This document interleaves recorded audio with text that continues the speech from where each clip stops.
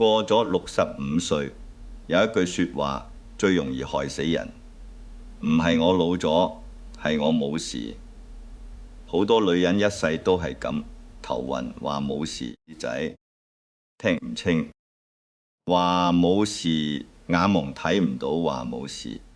屋企燈膽壞咗，自己搬張凳仔爬上去，仲要講一句我自己搞得掂，唔好麻煩後生。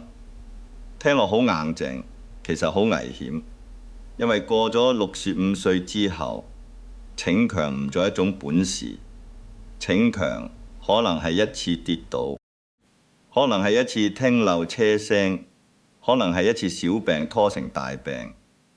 最殘忍嘅係，你本來唔想麻煩仔女，到最後可能要仔女放低工作，日日跑醫院，日日驚電話響，日日擔心你下一步又出事。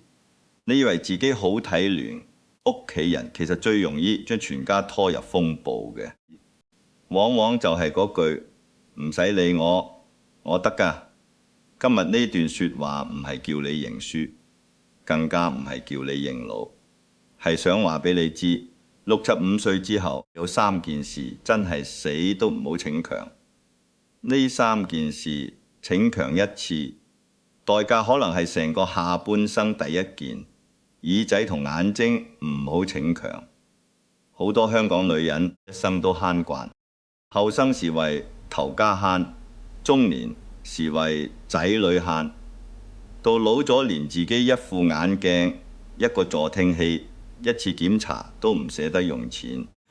明明睇報紙嗰啲字開始忙，明明手機上面啲字要拉到好近先睇到，明明仔女打電話返嚟10句聽得5句，但口裏依然講唔緊要啦，老花啫，耳仔差少少啫，冇必要搞咁多嘢。最怕就係呢個少少，好多大麻煩一開始都係少少。睇唔清藥袋，食錯時間；睇唔清樓梯級，踩空一步；聽唔清車聲，過馬路慢半拍；聽唔清醫生講解，返到屋企亂咁估；聽唔清屋企人講嘢，成日誤會人哋嫌你煩。慢慢屋企人同你講嘢開始大聲，你覺得佢哋冇耐性，佢哋其實係驚你出街聽唔到危險，驚你睇錯藥，驚你一個人落街出事都唔知點反應，耳仔同眼睛壞少少，唔係面子問題，係安全問題。一副老花鏡唔係老人標傘，係幫你睇清楚自己條路。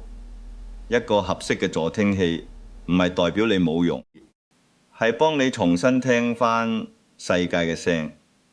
最可惜嘅係，好多老人家唔肯處理聽力，最後唔止聽唔清人講嘢，連自己都慢慢縮埋去飲茶。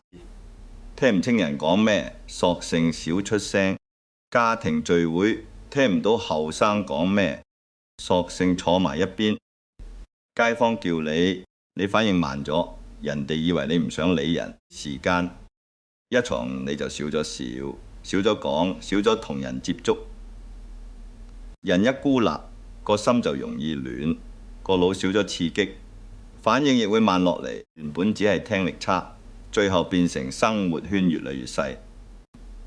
呢件事最冤枉，因為有時唔係你唔合群，係你太怕失威，太怕俾人知自己聽唔清。65歲之後，真正失威唔係戴助聽器，真正失威係明明聽唔清，仲要扮聽到。最危險唔係承認眼花，最危險係睇唔清，仲要靠估。有啲錢唔應該慳，眼鏡錢唔好慳，聽力檢查唔好慳，身體檢查唔好慳。因為呢啲錢唔係買享受，係買平安。你一世為屋企慳，已經慳夠。到咗呢個年紀，有啲錢要用喺自己身上，唔係奢侈，係保命。第2件，體力唔好逞強。香港好多女人真係好犀利，一個人面都帶幾個仔女，買餸煮飯、返工、洗衫、照顧老人家，樣樣都做過以前一個人拎幾袋餸上樓，唔使人幫以前大掃除，一日可以由廚房洗到窗台。以前屋企有咩壞，自己諗辦法整。呢份能幹撐起咗半世人，但到咗65歲之後最容易出事嘅，正正就係呢份能幹，因為你習慣咗自己搞掂，燈膽壞咗唔想等人，窗簾污糟唔想麻煩仔女，櫃頂有個箱唔想叫人嚟搬，廁所地滑覺得自己小心啲就得。你以為只係做一件小事，但身體已經唔係以前嗰副身體。以前跌一跌最多瘀幾日，而家跌一跌可能係骨裂、手腕斷、盤骨出事、篤關節骨折。最怕唔係痛，最怕係跌完之後人生突然變弱。本來日日可以自己落樓下買餸，跌完之後落樓梯都驚。本來夜晚可以自己去廁所，跌完之後每行一步都要扶牆。本來仲可以約老友飲茶，跌完之後一張輪椅困住你幾個月。好多老人家跌倒之後傷嘅唔止係骨，傷埋心，因為佢會突然覺得自己唔再係以前嗰個人，嗰種失落好難同人講。所以體力唔好逞強，唔係叫你乜都唔做，係要分清楚邊啲係活動，邊啲係冒險。散步係唔攞活動，慢慢行。街市係活動，屋企做少少伸展係活動，但爬高、踩凳、搬重物、洗窗、拆窗、攣台米、拉大箱，呢啲已經係冒險。尤其香港屋企細雜物多，通道窄，一張膠凳一對，唔防滑拖鞋，一塊濕地，一個心急已經夠出事。好多意外唔係因為人老，係因為人唔肯停。最傷人嘅唔係做唔到，係明明唔應該做，仲逼自己做。65歲之後最要戒嘅唔係蛋，係搏自己。今次冇事，搏自己仲平衡，搏自己仲有力，搏自己1分鐘搞掂。但身體最怕就係呢種搏命嘅，跌倒唔會預先通知你，意外亦唔會因為你一世勤力就放過你。到咗呢個年紀，真正叻嘅女人唔係樣樣自己做，係識得安排高處嘅嘢，係放低啲重嘅嘢，叫人送。唔燈膽壞咗，揾管理員、街坊仔女或者師傅。浴室家防滑堤，夜晚留真細燈，常用嘅弱眼鏡電話放喺伸手攞到嘅地方。呢啲唔係麻煩，呢啲係替自己擋災。千祈唔好為咗慳幾百蚊維修費，最後換嚟幾萬蚊醫藥費。唔好為咗證明自己仲得，最後變成日日要人照顧。呢句說話可能唔好聽，但好真。過咗65歲，逞強跌一跤，埋單嘅唔止你一個仔女要請，假屋企要重新安排，你自己要受痛，成個家都要跟住你過一跤重新生活。所以唔好再用我唔想麻煩人做理由，真正唔想麻煩人就唔好做高危嘢，真正替屋企着想就唔好攞自己身體去搏。第3件，身體唔舒服唔好逞強。女人最叻忍老公脾氣女，仔女唔懂事，忍屋企經濟壓力，忍病痛，忍委屈，忍到最後連自己都以為忍係一種本事。但65歲之後，有啲痛唔可以忍，有啲暈唔可以等，有啲胸悶唔可以拖，有啲手腳冇力唔可以辦。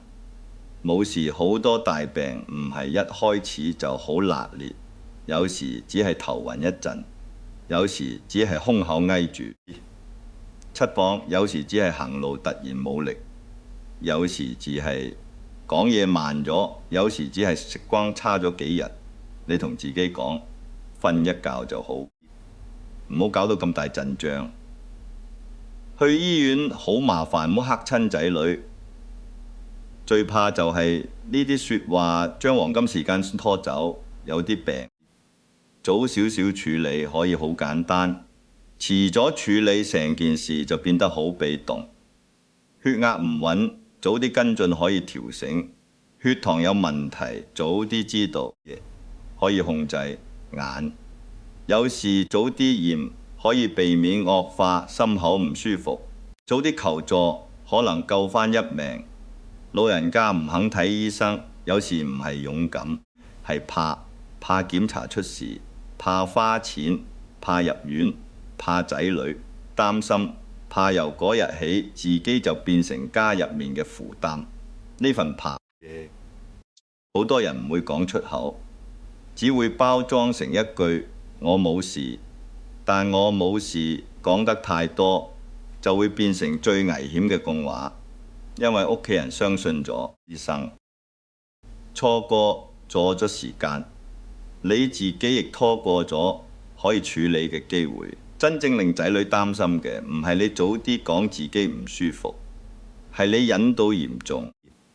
佢哋先知真正令家庭大亂嘅唔係你去檢查，係你突然要送急症，所有人完全冇準備。好多做化後醫嘅人成世都想保護仔女，但去到老年最應該改一個觀念，分住病痛唔係保護仔女，早啲講先係保護家庭。你早講仔女可以安排，你早講醫生可以判斷，你早講事情可能喺小問題時已經處理好，唔好等到入院先講。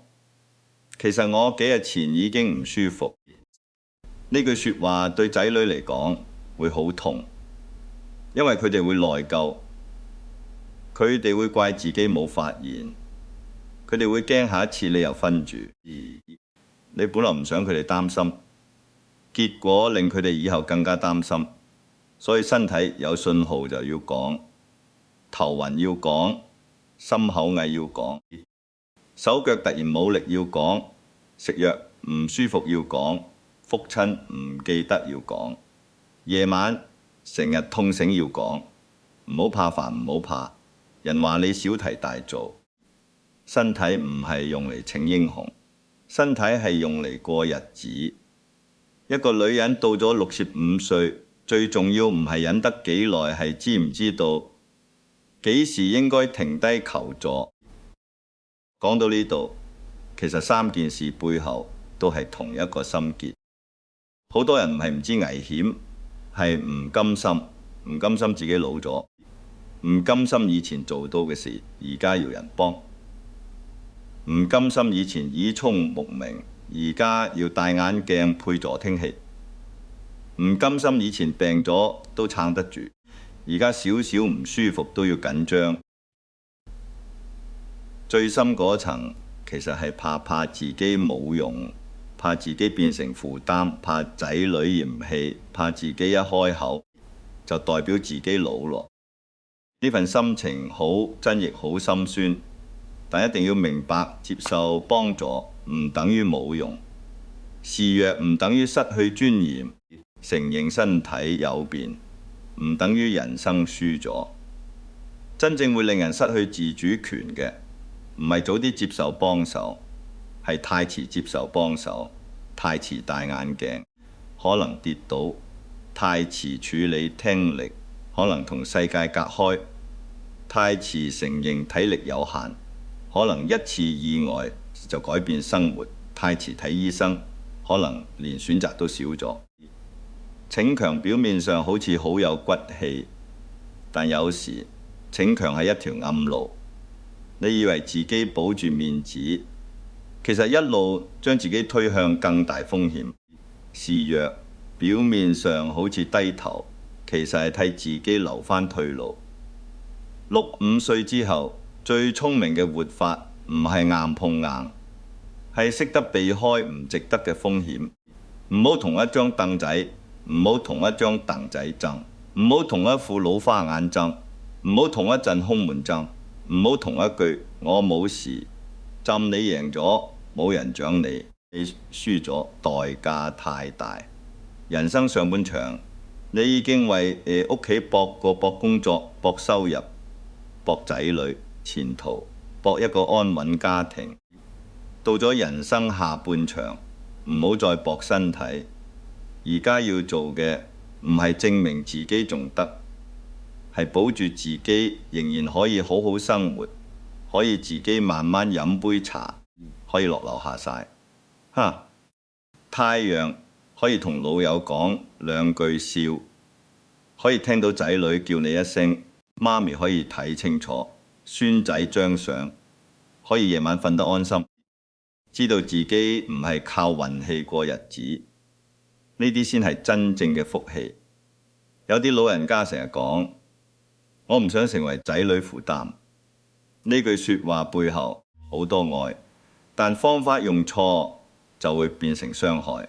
真正唔想成為負擔，就要早啲保養自己。真正唔想仔女操心，就要將危險減到最低。真正想保住尊嚴，就唔好等到完全失控，先求人尊嚴，唔係死撐返嚟。尊嚴係好好安排返嚟一個屋企。最怕唔係老人家需要幫忙，最怕係老人家明明有事，卻一直唔講。最怕係大家以為你冇事，到電話響起先知道已經出事。最怕係本來可以早啲處理，最後變成全家人一齊受罪。所以由今日開始，請將嗰句我自己搞得掂收埋少少。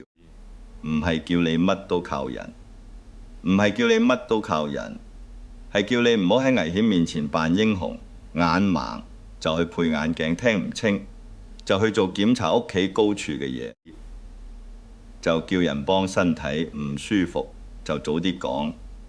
有啲錢唔好慳到最後，要用10倍還。有啲面子唔好守到最後，連身體都賠上。有啲苦唔好忍到最後，變成全家嘅痛。65歲之後，真正有福氣嘅女人，唔係乜都自己頂，係知道自己值得被照顧。你唔需要再做一個永遠唔喊、永遠唔痛、永遠唔使人擔心嘅人。你已經頂咗半世人，你已經捱過好多關，你已經對屋企交代得夠多。後半生最應該學識嘅係唔好再苦自己，唔好為咗一句你好叻令自己受罪，唔好為咗一句你仲好精神扮到自己冇事，唔好為咗保住窮人形象將身體嘅求救聲壓落去。人到晚年最貴唔係面子，最貴係平安。最值錢唔係逞強，最值錢係清醒。最重要唔係證明自己唔老，最重要係減少意外，減少病痛，減少屋企人半夜驚醒。你肯照顧自己仔女先安心，你肯早啲講，醫生先幫到你。你肯唔逞強，晚年先有機會過得穩。今日呢段說話唔係嚇你，係想提醒你，65歲之後有啲風險真係唔值得搏。聽唔清唔搏，睇唔清唔搏，企高半重唔搏，頭暈胸悶唔搏，身體唔妥唔搏。你唔搏唔代表你弱，你唔搏代表你識得保命。你開口唔代表你麻煩，你開口代表你俾屋企人一個機會早啲幫你。你示弱唔代表你冇尊嚴，你示弱代表你終於明白，平安比逞強重要。一個家最需要嘅唔係嗰個永遠話自己冇事嘅媽媽，係一個願意好好保護自己嘅媽媽。因為你平安，個家先安穩，因為你健康，仔女先放心。因為你唔再逞強，後半生先唔會被一次意外改寫。講到最後，記住呢句話：過咗65歲，逞強唔係勇敢，逞強有時係將風險留俾自己，將後果留俾家人。真正嘅勇敢係承認自己需要幫手，真正嘅智慧係喺出事之前停低，真正嘅福氣係識得示弱，識得保命，識得替自己留一條平安路。如果你聽到呢度，心入面有一點點觸動，就喺留言區打低4個字：是弱是福，或者打低不逞強呢幾個字。唔係講俾人睇，係講俾自己聽。由今日開始，唔再用逞強攞下半生。由今日開始，唔再用一句我冇事硬吞所有危險，你照顧好自己，就係俾仔女最大嘅安心。你肯保護自己，就係俾家庭最大嘅福氣。65歲之後，最聰明嘅女人唔係最能忍嗰個，係最早知道自己唔需要再忍到出事嗰個。